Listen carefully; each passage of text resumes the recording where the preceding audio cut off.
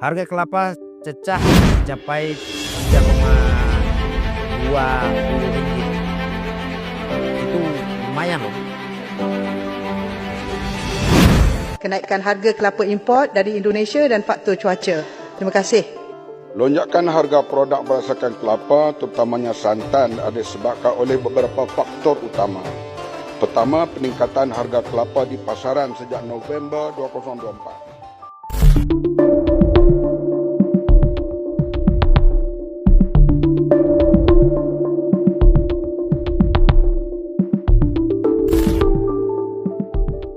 Pagi itu, antrean di pasar tradisional Chow Kit, Kuala Lumpur, mengular lebih panjang dari biasanya. Para ibu rumah tangga dan pedagang kecil berebut membeli santan segar yang harganya melonjak hampir 2 kali lipat dalam sepekan terakhir. Suasana berubah panik saat kabar menyebar cepat. Indonesia resmi menghentikan ekspor 50.000 ton kelapa, komoditas vital bagi pasokan santan di Malaysia. Apa yang sebenarnya terjadi? Indonesia, sebagai salah satu produsen kelapa terbesar di dunia, selama bertahun-tahun menjadi penyuplai utama kelapa mentah dan olahan ke negara-negara tetangga, termasuk Malaysia. Bagi industri makanan dan minuman di Malaysia, dari produsen rendang dalam kemasan hingga restoran nasi lemak, kelapa dari Indonesia adalah bahan baku yang tak tergantikan. Namun, dalam 2 tahun terakhir, tekanan terhadap komoditas ini meningkat. Cuaca ekstrem, konversi lahan, dan anjloknya produktivitas petani lokal menyebabkan ketidakseimbangan pasokan dan permintaan di dalam negeri. Puncaknya terjadi pada akhir Mei 2025, ketika pemerintah Indonesia melalui Kementerian Perdagangan secara resmi mengumumkan kebijakan penghentian sementara ekspor kelapa mentah sebanyak 50.000 ton. Kebijakan ini diberlakukan demi menjaga kestabilan pasokan dalam negeri dan menekan harga santan serta minyak kelapa yang mulai tak terjangkau bagi masyarakat Indonesia sendiri. Malaysia, yang sangat bergantung pada pasokan tersebut, langsung terkena imbas. Dalam waktu seminggu, harga santan naik lebih dari 80%, industri pengolahan terancam berhenti, dan beberapa perusahaan makanan skala kecil mulai memangkas produksi. Keputusan Indonesia ini bukan hanya soal ekonomi, tetapi juga bagian dari manuver geopolitik pangan yang semakin nyata. Di tengah ketidakpastian global akibat konflik rantai pasok dan perubahan iklim, negara-negara penghasil komoditas mulai mengutamakan ketahanan domestik. Dalam konteks ASEAN, langkah Indonesia mencerminkan perubahan paradigma dari pemasok regional menjadi pengelola mandiri. Malaysia, yang selama ini mengandalkan Indonesia sebagai dapur belakangnya, mendadak kehilangan fondasi pasokannya. Pemerintah Malaysia terkesan lengah dalam diversifikasi sumber bahan pangan strategis. Sementara itu, Indonesia mengirim sinyal kuat, negara dengan sumber daya alam berdaulat penuh atas komoditasnya, bahkan jika itu menimbulkan ketegangan dagang jangka pendek dengan tetangga terdekatnya. Kenaikan harga kelapa import dari Indonesia dan faktor cuaca. Terima kasih. Lonjakan harga produk berdasarkan kelapa, terutamanya santan, ada disebabkan oleh beberapa faktor utama. Pertama, peningkatan harga kelapa di pasaran sejak November 2024. Berpunca daripada kenaikan harga kelapa import dari Indonesia, berikutan kekurangan bekalan serta peningkatan ekspor kelapa Indonesia ke China. Balik. Kau salah orang. Kau salah orang. Yut. Datuk Timbalan di Batua. Ya. Kena padangan kena tarik balik perkataan. Rakyat Malaysia yang terbiasa dengan barang-barang serba murah, kini harus menerima kenyataan. Bukan hanya subsidi yang perlahan dicabut satu persatu, akan tetapi juga barang-barang yang diimpor mulai mengalami kenaikan secara signifikan. Banyak rakyat Malaysia yang mencoba menepis karena takut diejek oleh warga Indonesia. Namun, lebih banyak lagi yang mengeluh karena situasi tidak kunjung berubah bahkan menjadi lebih parah. Persaingan harga komoditas di tingkat global membuat Indonesia tidak dapat lagi mengekspor barang ke Malaysia dengan harga terlampau murah. Hal ini disebabkan banyak negara yang berani membeli komoditas Indonesia dengan harga yang lebih tinggi. Misalnya saja kelapa yang selama ini diekspor ke Malaysia, kini harus bersaing harga dengan Cina yang memiliki penawaran lebih tinggi. Hal tersebut membuat Parlemen Malaysia memutar otak, hingga mencoba melakukan pendekatan dengan Indonesia.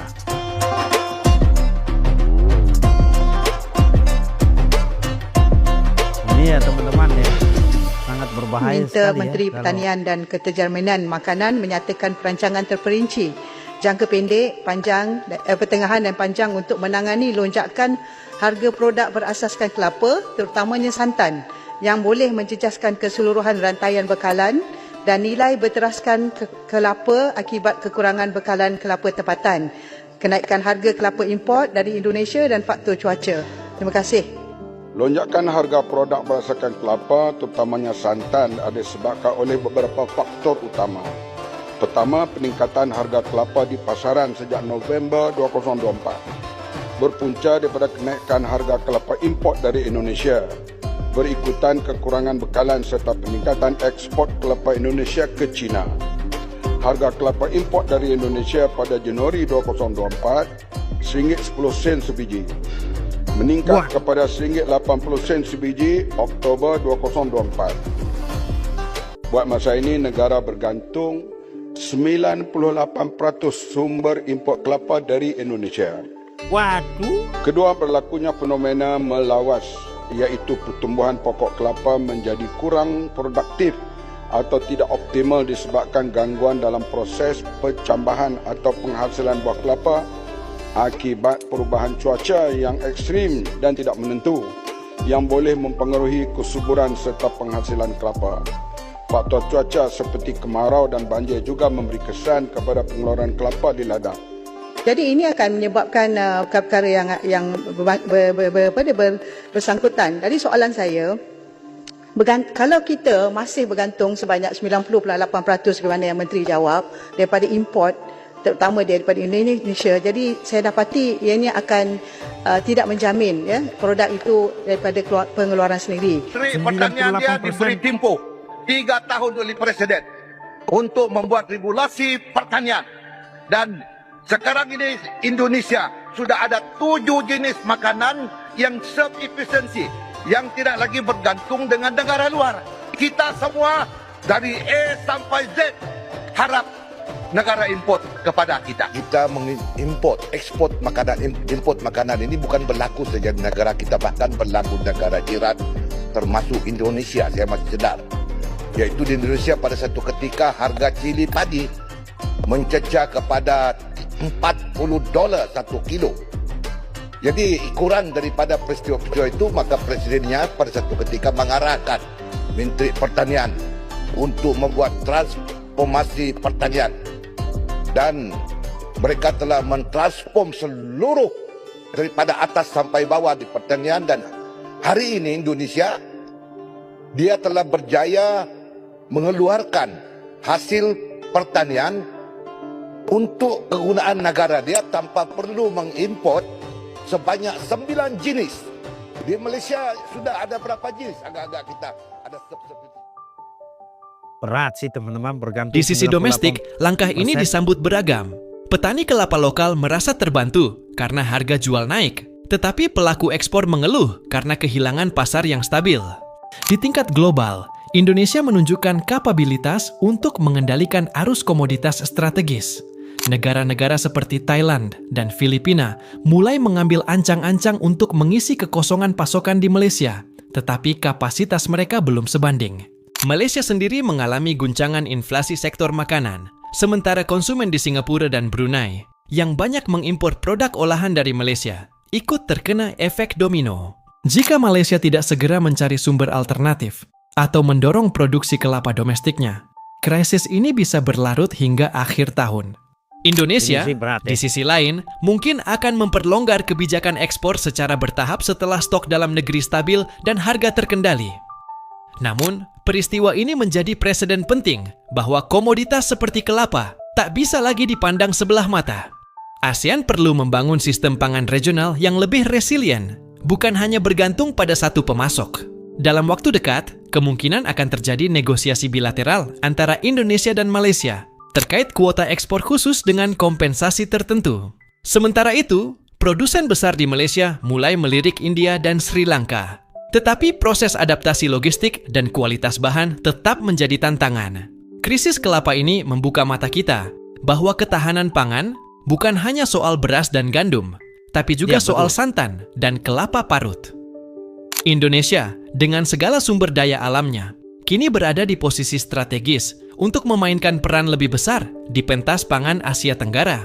Namun, kekuatan ini harus dikelola dengan cermat, antara menjaga kepentingan nasional dan mempertahankan stabilitas Betul regional. sekali.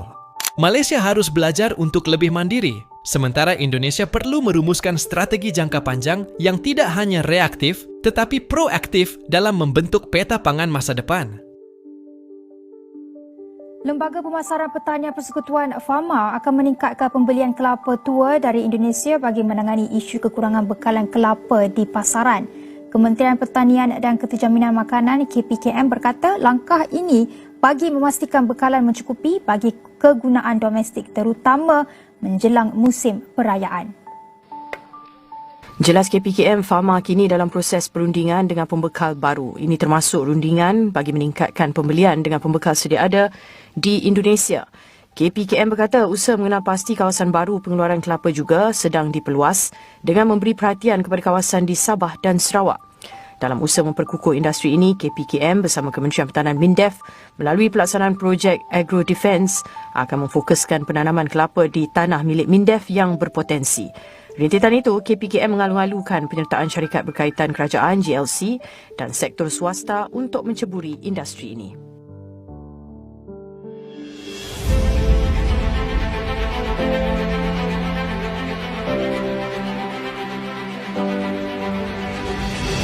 Wow. Harga naik dari 10.000 ke 15.000. Pedagang mengeluh pasokan kelapa semakin sulit didapatkan dengan harga yang murah ya. Penghentian ekspor bisa dilakukan ya teman-teman. Saya sampai kaget ya ketika mendengar Parlemen Malaysia mengatakan membuka data ke publik bahwa Malaysia bergantung sekitar 98% untuk kebutuhan kelapa dari Indonesia. Ini gila. Suatu negara bergantung sebanyak itu ya teman-teman. Bukan karena negara itu punya banyak uang.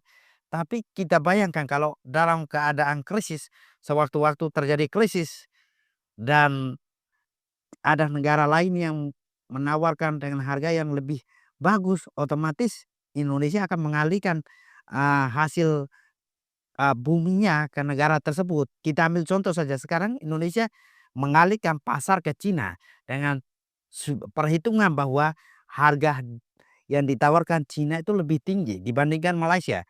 Dan sekarang Malaysia kebablakan karena kekurangan santan untuk kebutuhan dalam negeri.